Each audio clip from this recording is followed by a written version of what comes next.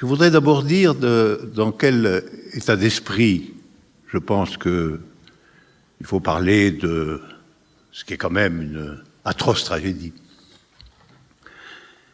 Parce que, évidemment, comme on le sait, comme on le remarque, comme c'est dangereusement peut-être martelé par la presse et par les autorités, la fonction de l'affect, de la réaction sensible, est, dans ce genre de situation, inévitable et en un certain sens indispensable. Il y a quelque chose comme un traumatisme, comme le sentiment d'une exception intolérable, comme ça, au régime de la vie ordinaire, qui est quelque chose qui s'impose en quelque sorte à tous et qu'on ne peut pas contenir ni même critiquer. Cependant, il faut tout de même savoir, c'est un point de départ de ma considération sur l'état d'esprit, ce que j'appelle l'état d'esprit, il faut tout de même savoir que cet inévitable affect dans ce genre de circonstances tragiques expose quand même à plusieurs risques. Risques qui ont déjà été soulignés, mais que je voudrais quand même rappeler pour indiquer ce que sera ma méthode. Je vois trois risques principaux à ce qu'on pourrait appeler la domination éventuelle de la dimension d'affect et de traumatisme de cette affaire.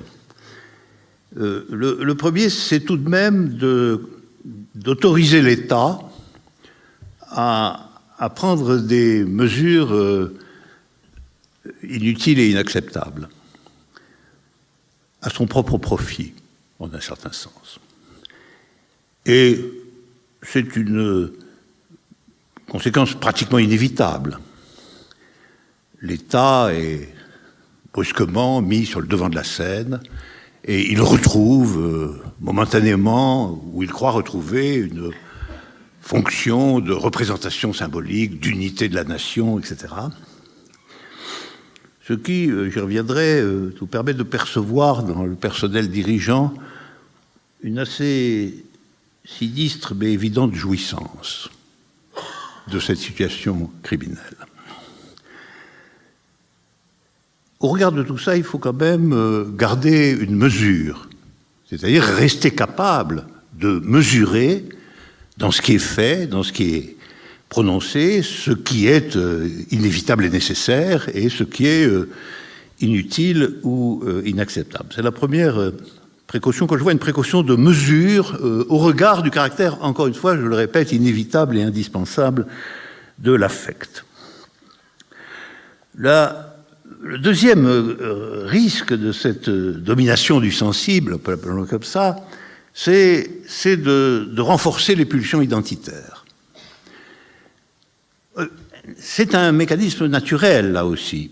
Il est évident que lorsque quelqu'un meurt accidentellement dans une famille, la famille se regroupe, se resserre et en un certain sens se renforce. Et là, il est montré que, comme il y a eu un véritable massacre en France, ceci est censé renforcer le sentiment national. Comme si, d'une certaine façon, le traumatisme était un traumatisme qui renvoie à une identité. D'où le fait que sortent les drapeaux tricolores et que français, France, etc., est prononcé de toutes parts comme une composante évidente de la situation. En fait, à quel titre, et puis qu'est-ce au juste que la France dans cette affaire ?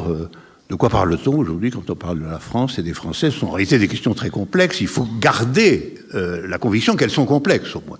C'est-à-dire que c'est pas que le mot France, le mot français, n'a aujourd'hui aucune signification particulièrement triviale, particulièrement évidente. Et puis, je pense qu'il faut faire l'effort contre justement cette pulsion identitaire qui est aussi une façon de renfermer l'événement terrible dans une sorte de faux semblant. Il faut absolument se souvenir, là c'est conjoncturel, que de tels meurtres de masse, je les appelle comme ça, de tels meurtres de masse effrayants arrivaient et arrivent tous les jours ailleurs. tous les jours au Nigeria, encore récemment en Irak, au Pakistan, en Syrie. Je veux souvenir aussi qu'il n'y a que quelques jours, plus de 200 Russes ont été massacrés dans leur avion saboté, sans que l'émotion ici ait semblé vraiment considérable. Peut-être qu'on les identifiait tous à Poutine. Et voyez-vous, je pense que c'est une des nécessités de la justice,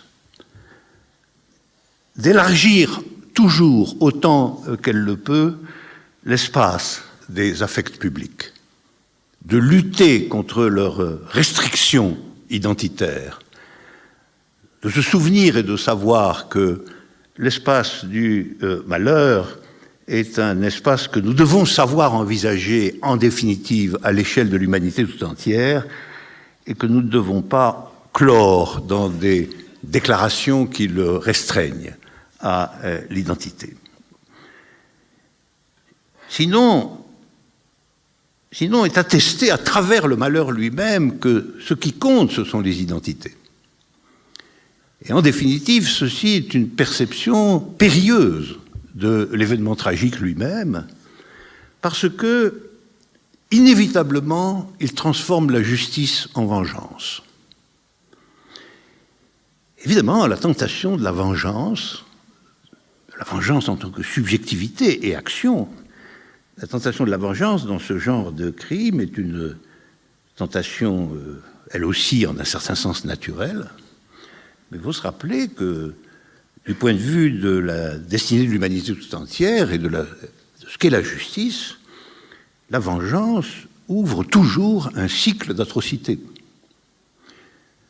Dès les grandes tragédies grecques, on a opposé la logique de la justice à la logique de la vengeance.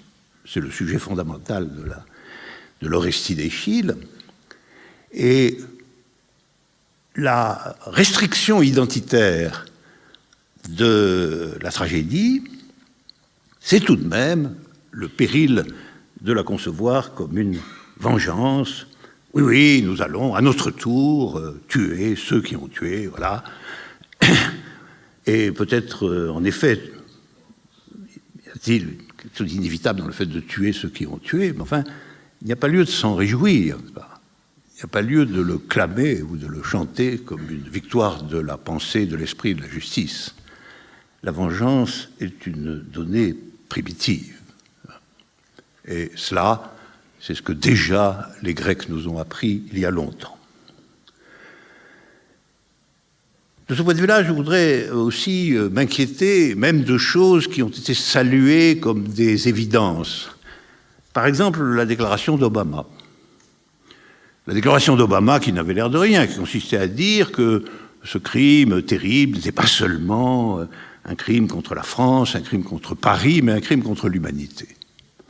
Très bien, mais le président Obama ne déclare pas cela à chaque fois qu'il y a un meurtre de masse de ce genre.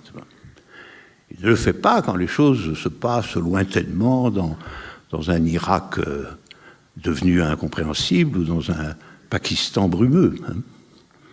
Et donc, l'énoncé contient l'idée évidente que l'humanité est plutôt en France qu'elle n'est au Nigeria ou en Inde ou au Pakistan.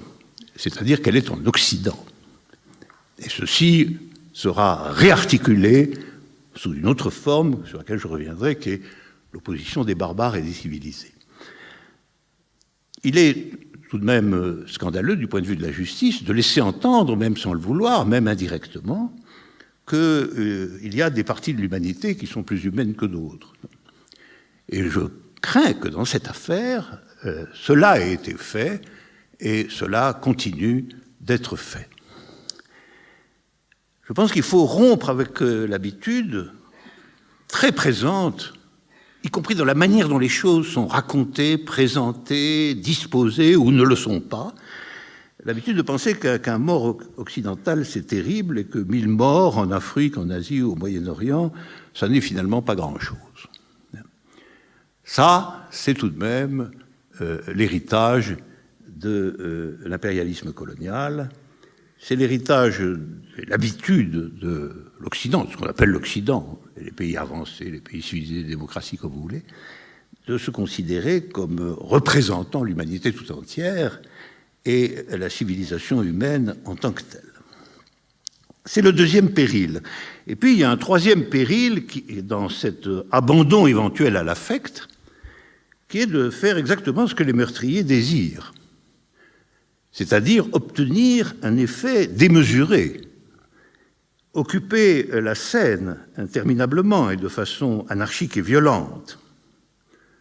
Parce que le but de ce type de carnage, de ce type de violence abjecte, c'est de susciter chez les victimes, chez leur voisinage, chez leur pays, etc., de susciter une sorte de ce que j'appellerais un sujet obscur.